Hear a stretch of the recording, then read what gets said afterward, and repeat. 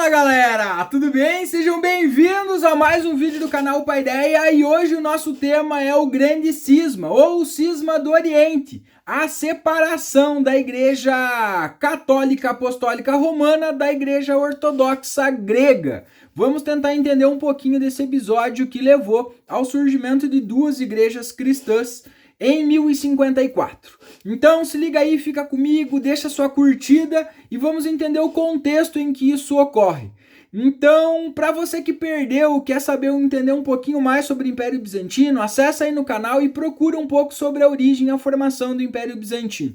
Então, quando o Império Bizantino se forma, né, lá com a separação do Império Romano, né, com a fragmentação e tudo mais, o Império Romano do Oriente, o Império Bizantino, começa a viver e ter uma vida cultural própria, devido à mescla com a cultura romana, com a cultura grega e as influências das culturas orientais. Então começa a surgir aí então uma fusão de uma perspectiva social, econômica, política e cultural muito diferente, e isso vai acabar respingando também na prática religiosa, porque as interpretações passam a ser diferentes. Enquanto o mundo ocidental vivia o processo da ruralização, do período da formação do feudalismo, o Império Bizantino vivia o auge da sua dinâmica urbana, do comércio, da circulação de uma série de culturas e trocas culturais que começou a produzir novos conhecimentos a partir de perspectivas diferentes.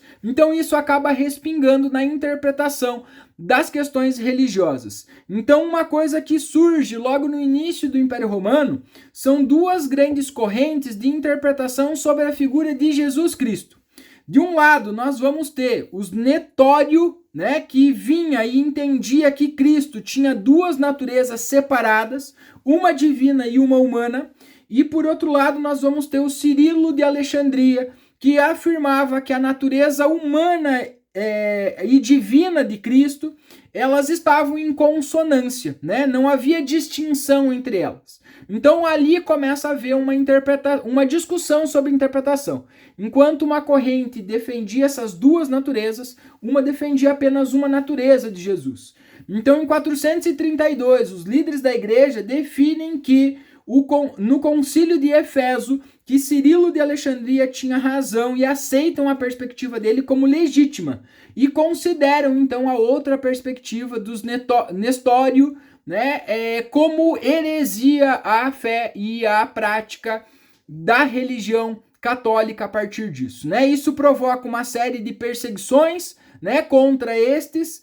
E eles passam a acreditar apenas nessa ideia da natureza divina de Cristo, né, em consonância.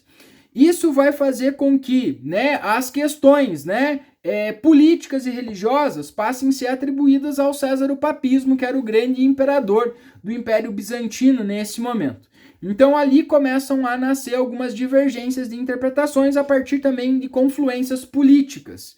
E aí isso vai aumentando ao ponto de essas interpretações começarem a chegar em algumas divergências. E uma dessas grandes divergências vai ser a questão iconoclasta. Então, a referência ao culto de imagens. Então, num certo momento do Império Bizantino, as imagens de Jesus Cristo, de Virgem Maria e de santos vai adquirir uma influência muito grande no contexto religioso bizantino. As imagens vão materializar a espiritualidade religiosa no Império Bizantino de uma forma muito forte. E aí começa a haver um conflito entre alguns fiéis que não atribuem essas características divinas à imagem, a retratos, né, a essa materialidade das imagens, e alguns que viam como essas imagens como algo absurdamente importante para a prática da religiosidade. Então aí surgem discussões sobre o culto dessas imagens, né? E aí uma polêmica entre aqueles que defendiam o culto, que vão ser chamados de iconofilos, e os iconoclastas que queriam destruir estas imagens. Essas discussões vão se intensificando até que em 726 o imperador bizantino Leão III decide então proibir o culto de imagens no Império Bizantino, de imagens de Jesus, da Virgem Maria, de santos, enfim, e também passa a confiscar as terras e os bens dos monges que produziam essas imagens né, e que vendiam essas imagens. Isso vai acabar provocando um número, quantidade de conflitos por aqueles que se recusaram a destruir suas imagens e viam nelas essa representatividade da fé nesse sentido. E essa questão só vai ser resolvida em 843,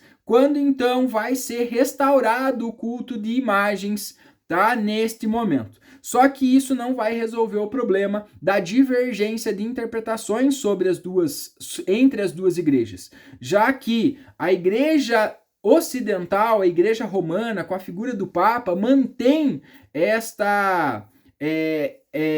esse olhar sobre as imagens e o culto sobre as imagens. Então, o auge dessa briga acontece em 1054, quando os religiosos das duas igrejas vão tentar se reunir para tentar discutir alguns assuntos religiosos e políticos, né? Então, o Papa Leão IX vai mandar um representante para tentar negociar algumas questões sobre a interpretação do Espírito Santo e também sobre algumas questões políticas, né, de administração das dioceses. E o patriarca Miguel Cerulário vai acabar não acatando nenhum dos pedidos do Papa e vai se negar a ceder algumas questões. Então, o Papa, contrariado a essas decisões e ao comportamento do patriarca, então acaba excomungando, o que é um ato também repetido pelo patriarca, que acaba excomungando o Papa. Então, em 1054, acontece a ruptura oficial das duas igrejas. Então, de um lado oriental, surge a igreja cristã ortodoxa grega, com sede em Constantinopla, chefiada então pelo imperador bizantino, hoje, né, não mais o imperador que comanda essa igreja, então é comandada pelo patriarca.